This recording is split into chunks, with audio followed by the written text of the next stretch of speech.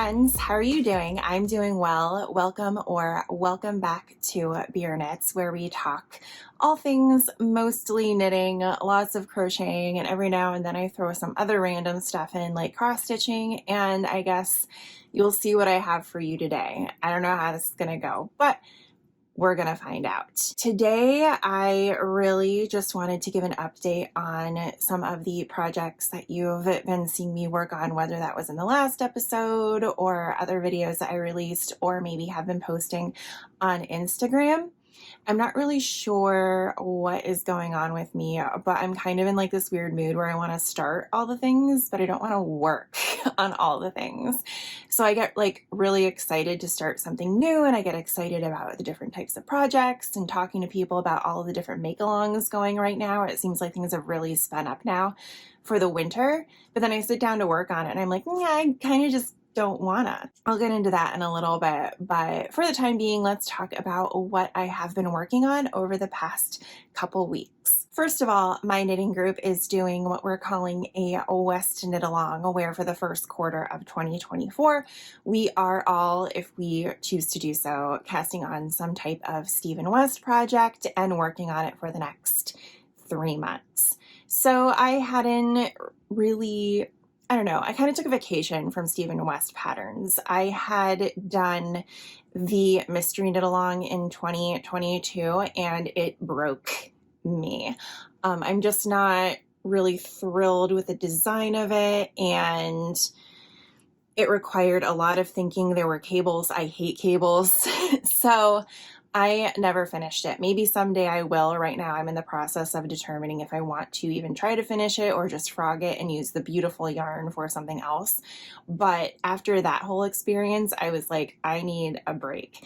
And for most of 2023, I worked on projects that weren't mentally taxing. I needed a vacation. That's why you saw so many socks. That's why you saw so many muscle burrows. That's why you saw so many blankets, all of that sort of thing. Well, this knit along, I think, has brought me back into the world of focusing on my knitting and really getting into reading patterns, starting with the Brioche pup sweater. I decided this might be a nice way to ease myself back into Stephen's patterns a little bit, and for whatever reason, maybe because I hate myself as a human being, I was in the mood to knit brioche. I actually really like knitting brioche patterns. It's not as complicated as people make it out to be, and the final result is super squishy, so I just tend to love it. So I was in the mood to do that, and also I had been toying with the idea of making one of our dogs a sweater. So Ziggy was volunteered as tribute by both me and his father, and I made him a brioche pup sweater by Stephen West, and it's published in, I think there might only be one book, I'm not sure, but it's published in book 1 of West Knits Pet Knits. The name doesn't get any better than that, and it came out great. I don't have it on me right now as Ziggy's currently running around outside. He loves the cold weather and not listening to us, so he'll stay out there for as long as his little heart desires, but he tends to enjoy it too. My only comment, and you can watch the whole making process of this sweater in another video I posted that I called Knit With Me. It's something new that I'm trying on this channel, so you can see how I made it and all the details there. But now that he's been wearing it for about a week, I do have some feedback in that I don't think a brioche sweater is a good choice, especially if you have an active little dog. If you've worked with brioche before, you know it is prone to pulling, and then you're constantly having to fix those pulls and like sew them back in and stretch it and reblock it and all that stuff. Not a big deal really if you have a shawl. Every now and then maybe it'll snag on a button, but it's not super common. On an energetic little Pomeranian, he's constantly pulling on things. It's to the point now where I am just taking the loose threads and sewing them underneath and calling it a day. So the pattern's a little screwy. It's still really nice. It still looks really nice, but I don't think I would make a brioche sweater for an active little dog again, I probably would have chosen just a regular rib, which he does have in his pattern book, as well as there's a garter stitch sweater for dogs that he also has. So if and when I do this again, which I probably will, I'm going to choose one of those patterns instead. Regardless, still really happy with the way that it came out. I think Ziggy looks really cute in it. And make sure to, like I said, check out the video if you want to see how I made it and for more details about the sweater itself. Next, after I finished the sweater, I was posting about it in my knitting group's Discord, and somehow I got peer pressured into casting on the glittering Snowscapes Hiberknitalong shawl for 2024. I had gotten the Ruby and Roses Snowed In box. I think it came like right before Christmas or the week between. I can't quite remember. And it was just too gorgeous to pass up. I had to do it. It came with a custom tea that is delicious. She recommended drinking it with honey, and I've been doing that the past few nights, and it is so good. And a little teacup. So, but really, like, we're here for the yarn, right? So it is a beautiful yarn set, and I wasn't sure what to do with it, but she had posted that someone had started knitting the Glittering Snowscapes shawl with this snowed in kit, if you will. So I decided to do the same. It doesn't look at all like the one that they're knitting. I'm doing something a little bit different. We'll see how it works out. But yeah, totally got peer pressured into casting this on the other day, but at this point, no regrets. This is what it looks like. Obviously it's upside down because if I hold it the other way, this part rolls up and you don't get to see it. I just finished one of the sections. I don't know what number because each of these ridges are considered their own section. But this color and this color were one of the minis, and this purple was another one of the minis. There are 4, not full skeins. They're like 300 gram. I don't know, whatever. They're not like full skeins of fingering weight yarn. They're on the smaller side, but you get 4 of those and you get 10 minis, and the yardage works out to be enough for the shawl. So that's what I'm trying to work out right now. So I think all of these sections between the ridges, I'm going to make one of the minis. I just have to figure out the order that I want to put them in. And then all of the ridges are going to be one of the 4 main colors, which is this kind of brownie purple, a dark purple, which is more along the lines of this, and like a frost blue, and then a brown. So we'll see how that works out. I think it's coming along super beautifully. Right now it is not mentally taxing, and I'm glad that I dove into it. It is way more mindless than some of his other patterns are. There was a point where my count was off, and so I actually started this twice. I started it on, I don't know, last Friday, and I had knit this entire section in just this one purple. And that's when I decided how I wanted to do the mini, so I actually ripped back and reknit it. And both times my count was off, which I don't really understand. The pattern is still working out, so the number of repeats on the stitches must be right unless there's errata, but I couldn't find any. So my stitches are off by 4. Whatever, it's still working out. I'll worry about it when I have to, but so far, it has been really, really beautiful, and I'm enjoying the way that it's turned out. Easy knitting, again, shocking. A lot of people have been complaining about, I shouldn't say complaining, that's not the right word. A lot of people have been saying that there are parts that really get to you on this, and I can see that because I think it's just the same stuff repeated over and over again, just on bigger sections. So we'll see how it turns out. There will probably come a point where I want to stab myself with my own needles, but for now, we're in good shape. My next project is probably one you are sick of seeing because I have been working on it since Thanksgiving weekend, and it is the Find the Joy socks by KNITS from Crazy Sock Lady, and I'm knitting it on Christmas at Barbie's from Bird Street Yarn. I did finish one sock this week, and Scott and I are going to lunch at one of our favorite breweries in a bit, so I'm going to take this with me and continue working my way down to the toe. If I really try, I think I can get this done today, but we're going to talk about that in a little bit because maybe not. These have migrated into my daily before work knitting. I always like to have some type of not mindless or potato chip, but something to ease myself into the day with before I start working, because my job is incredibly stressful, especially right now. So I start my day off with coffee and knitting. And so these have become that. And that's probably the only reason why there has been progress on them. I do think they are lovely. Like, there's nothing wrong with the yarn. There's nothing wrong with the pattern. Just for whatever reason, I have not wanted or been able to focus on them. And I think that kind of goes back to my whole thing where I'm like, I want to work on stuff, but then I go to pick up something and it's just not doing it for me. And I put it back down and just kind of stare at a wall.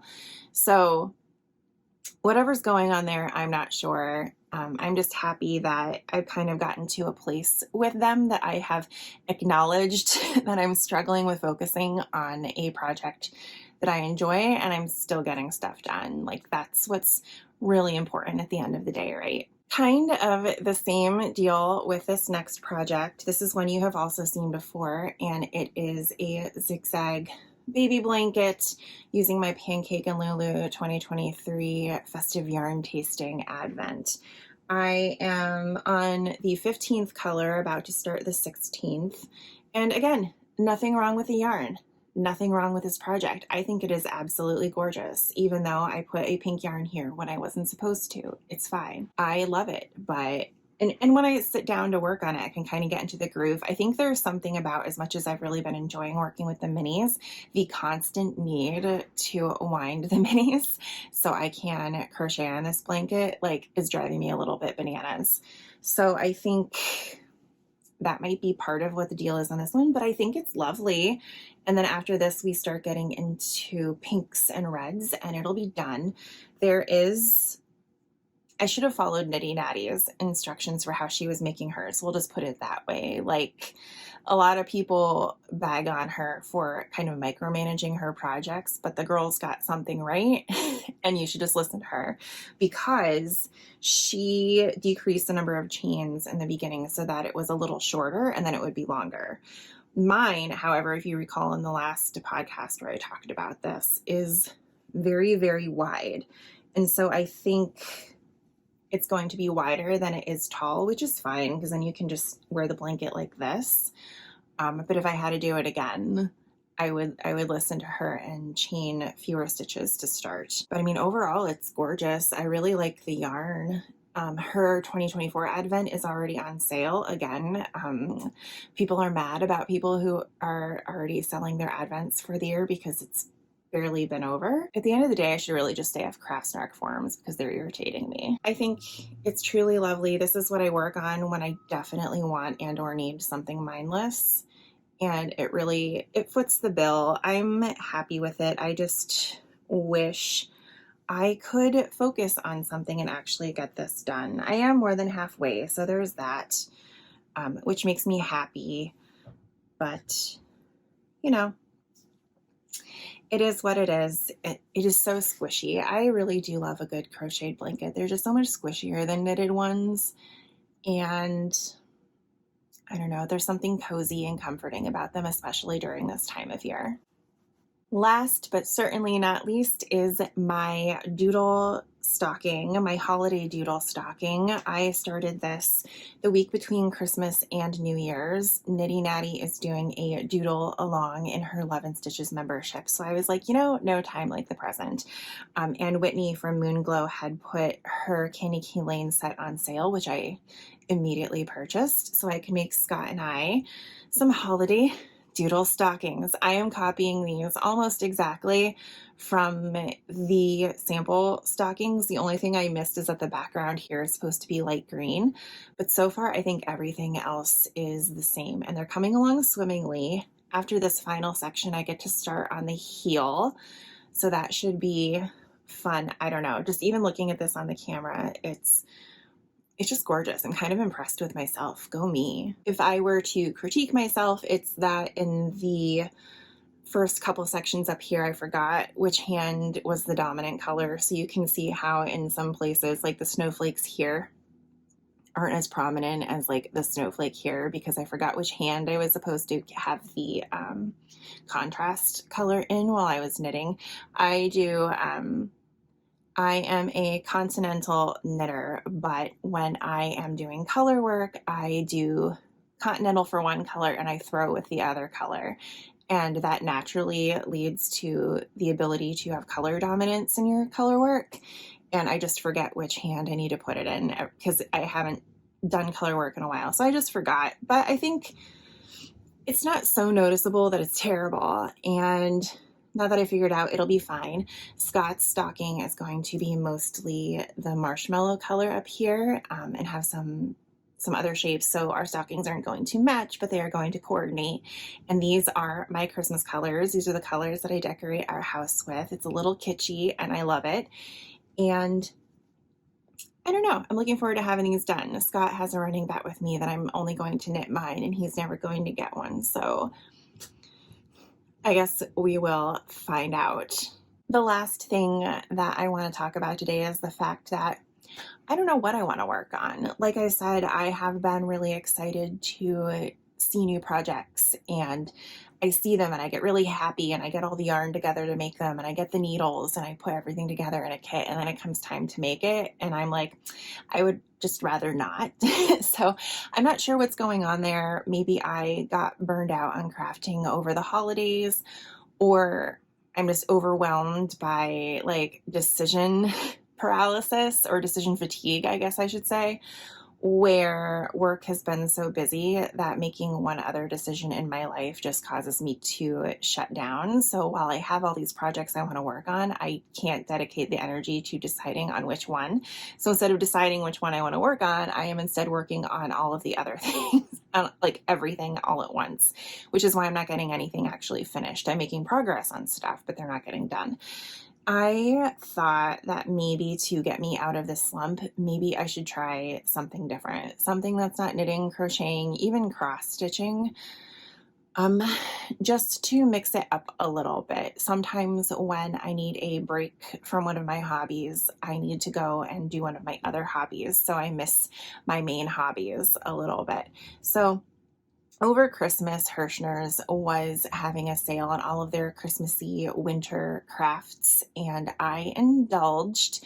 So I went through those today to see, like, I'm off from work today. Maybe there's something I can work on this afternoon after I do my Peloton workout and kind of dedicate time to that today and see if it piques my interest. The main projects I'm thinking about starting are these plastic canvas gingerbread houses. One is a tissue box that is just really, really adorable.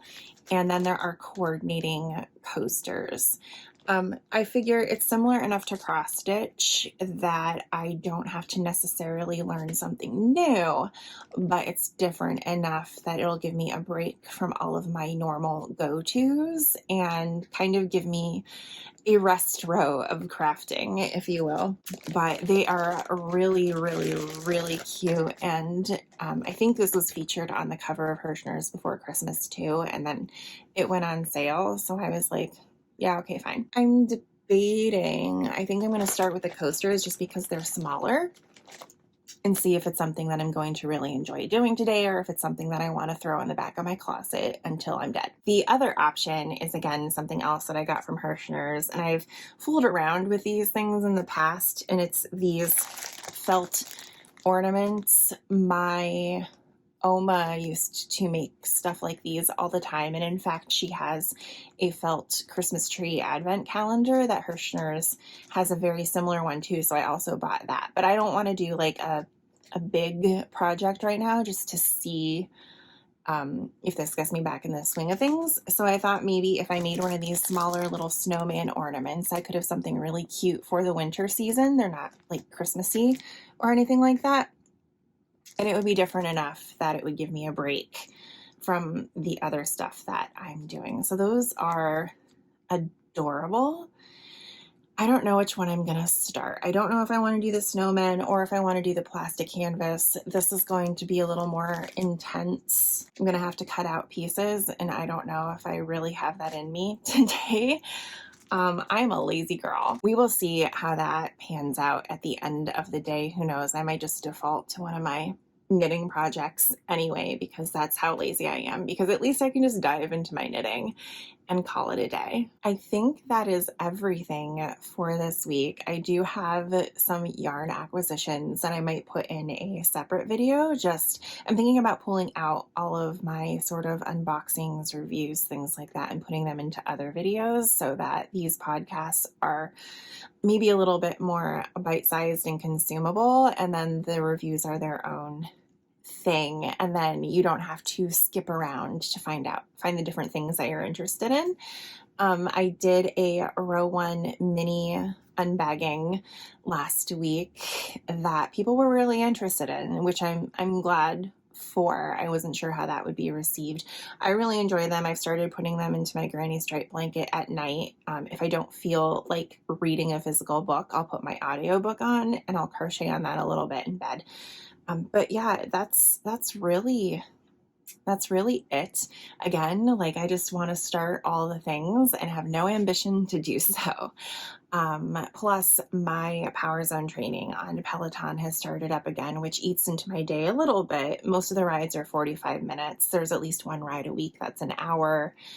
And so yeah, that cuts into my crafting time somewhat, but I'm tired of looking and feeling like my couch. We definitely overdid it during the holidays, and I'm ready to get back to being relatively in shape. Those were the days. They were only 3 months ago. I guess with that, thank you for joining me for yet another beer knits. I just realized we didn't actually have any beer, but we are going to get beer, so I guess that kind of counts, maybe a little bit. And that said, I will see you in the next one, whatever the next one is. Make sure to like, comment, subscribe, follow me over on Instagram so you can see what I'm working on in real time. And without further ado, I will say goodbye and see you when I see you.